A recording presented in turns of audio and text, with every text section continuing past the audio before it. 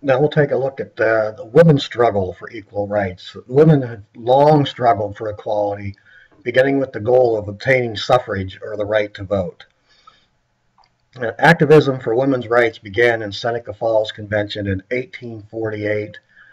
Uh, that led in 1880 the National American Women's Suffrage Association, and finally the 19th Amendment was passed in 1920, stating that the right of citizens to vote would not be denied or abridged on account of sex. The granting of suffrage in the United States took extensive time, but it compares to efforts in other countries.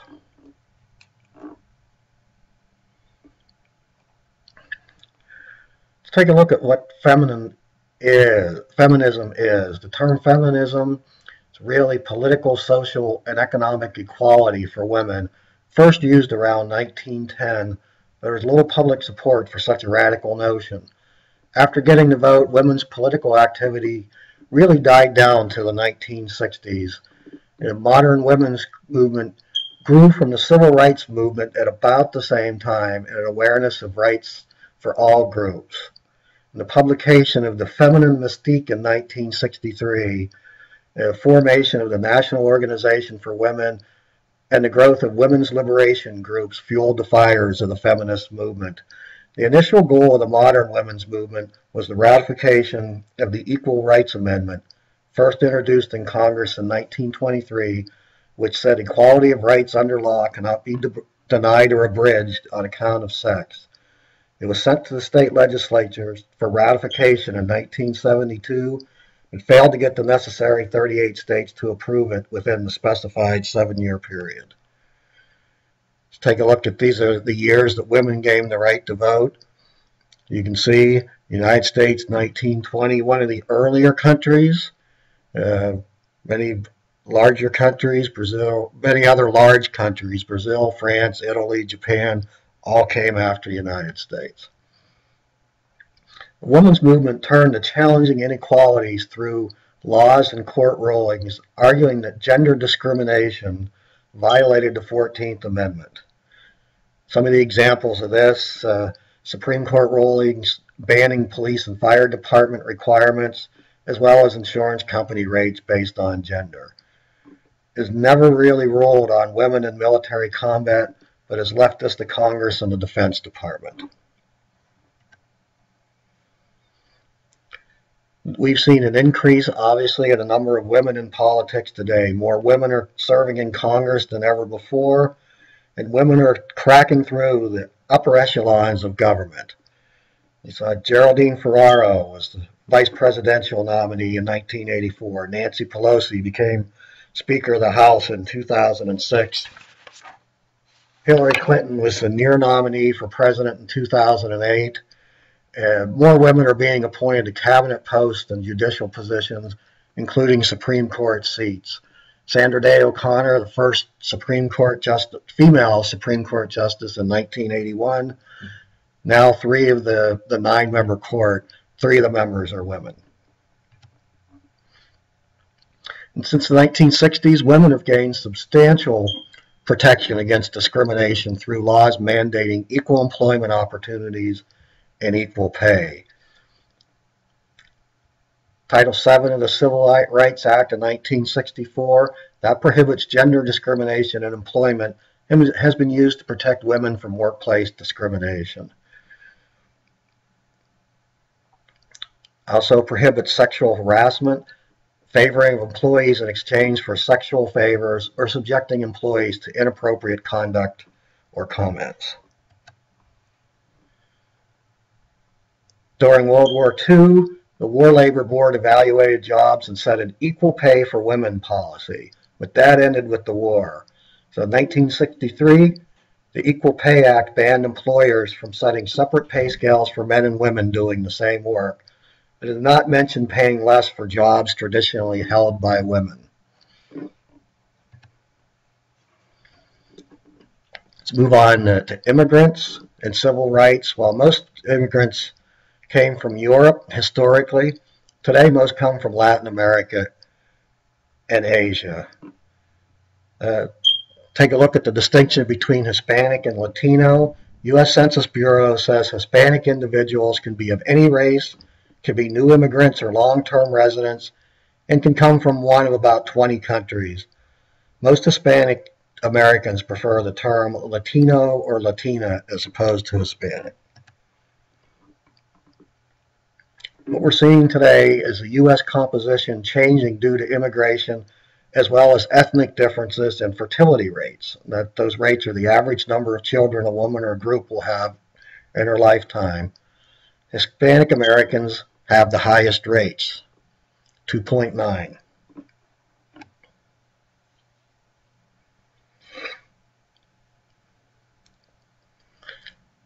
A 14th Amendment that specifies that all persons, as opposed to citizens, shall enjoy due process of law.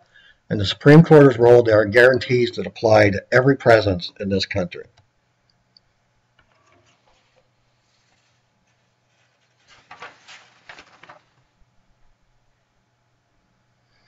And you can see some of the continuation of the constitutional rights.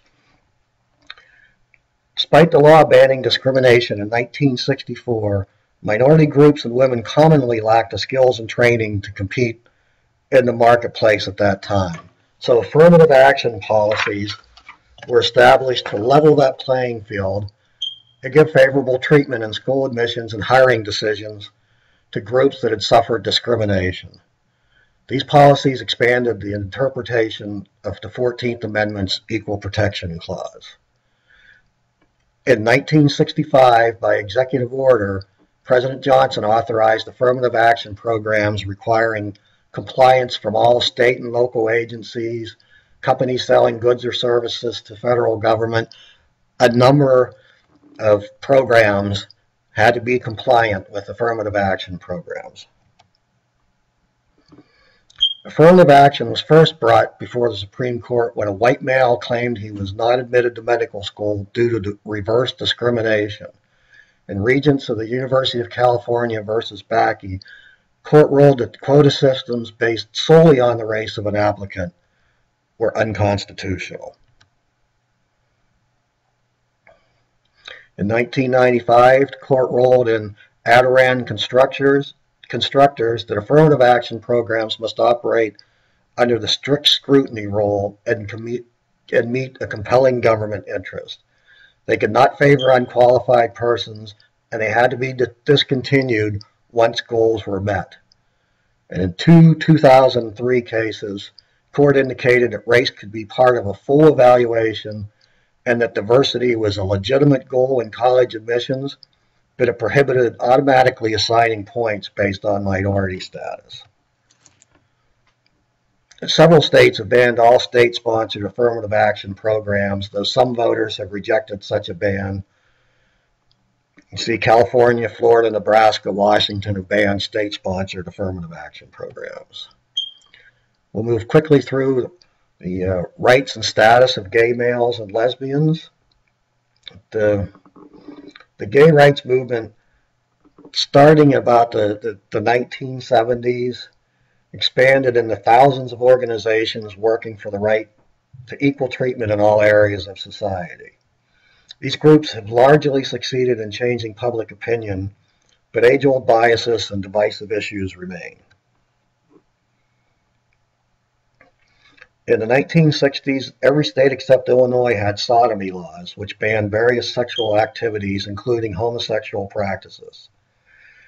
Many states have repealed such laws, but in Bowers versus Hardwick in 1986, the Supreme Court upheld a Georgia law banning homosexual conduct between adults.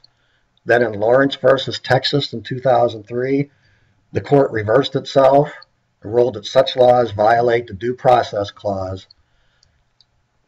And today, 25 states and numerous cities and counties have anti-discrimination laws protecting gay men and lesbians.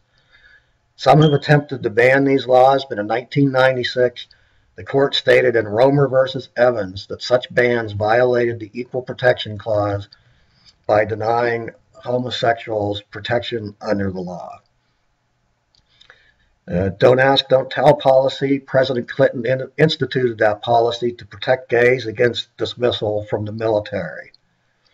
President Obama also promised repeal, but Congress failed to enact this legislation throughout 2010, despite widespread public support. And after pressure from federal courts ruling the policy unconstitutional, Congress finally passed a gradual repeal that phased out in September 2011. And one of the most pressing debates today in the political arena is whether gay and lesbian couples should be allowed to marry. In 1993, Hawaii Supreme Court ruled that the state constitution protected the right of same-sex individuals to obtain marriage licenses. Congress responded with the Defense of Marriage Act in 1996 that banned any federal recognition of same-sex couples and allowed states to ignore marriages performed in other states.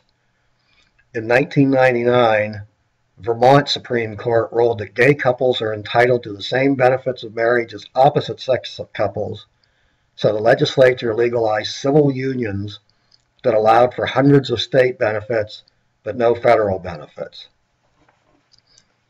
In 2003, Massachusetts was the first state to recognize gay marriage, ruling that civil unions were not sufficient. 9 other states now recognize gay marriages: Connecticut, Iowa, Maine, Maryland, Massachusetts, New Hampshire, New York, Vermont, Washington, as well as Washington, D.C. This is an issue that continues to be played out in the court, and California's attempt at legalizing gay marriage, that's likely headed for the U.S. Supreme Court.